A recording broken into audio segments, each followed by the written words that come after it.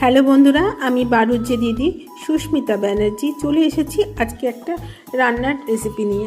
আজকে রান্না করব চিড়ের পোলাও। এখন যেহেতু শীতকাল, অনেক সবজি বাজারে আছে, তাই সেই রকম আমার ঘরেও কিছু সবজি আছে, তাই দিয়ে আজকে চিড়ের পোলাওটা করব। প্রথমে পেঁয়াজ কলিটাকে ছোটো ছোটো করে কেটে নিয়ে পেঁয়াজ কলি ভাজা করব। এর সঙ্গে গাজরও আমি ভেজে নিয়েছি, গাজরের ক্লিপটা তোলা হয়নি। পেঁয়াজ কলি আর গাজরটা তুলে নিয়ে সেই কড়াইতেই একটু তেল দিয়ে দিলাম রসুনটা ভাজা হলেই দিয়ে দেবো আলু দিয়ে সামান্য একটু নুন আর হলুদ দিয়ে আলুটাকে ভাজা করে নেব।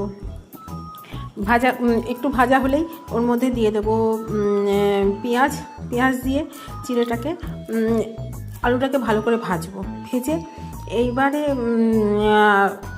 চিড়েটাকে আমি সামান্য একটু জলের ছিটে দিয়ে নিয়েছি, কারণ এটা হচ্ছে পাতলা চিড়েতে জল দিলে কাদা কাদা হয়ে যায়, ওই জন্য সামান্য একটু জলের ছিটে দিয়ে নিয়েছি। আর যদি মোটা চিড়ে হয় তাহলে এটাকে ধুয়ে নিতে হবে।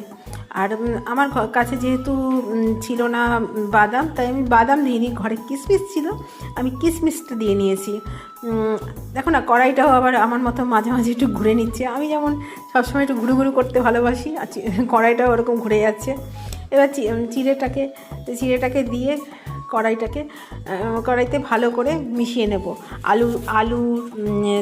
আলু পেঁয়াজ রসুন, তারপরে এই যে ভাজা ওগুলো, তার সঙ্গে আবার গাজর আর পেঁয়াজ কলি ভাজা দিয়ে ভালো করে, আর তার সঙ্গে একটু মিষ্টি ব্যালেন্সের জন্য একটু গুড় দিয়ে দিচ্ছি।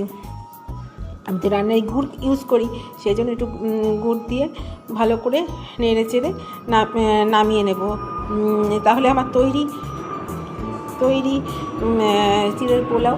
আর একটু গরম মশলার গুঁড়ো করে নিয়ে রেখে দিই আমি, সেই গরম মশলার গুঁড়ো দিয়ে দিলাম। তাহলে কেমন হলো আমার রেসিপি? তাহলে আবার দেখা হবে অন্য কোনো ব্লগে। টাটা।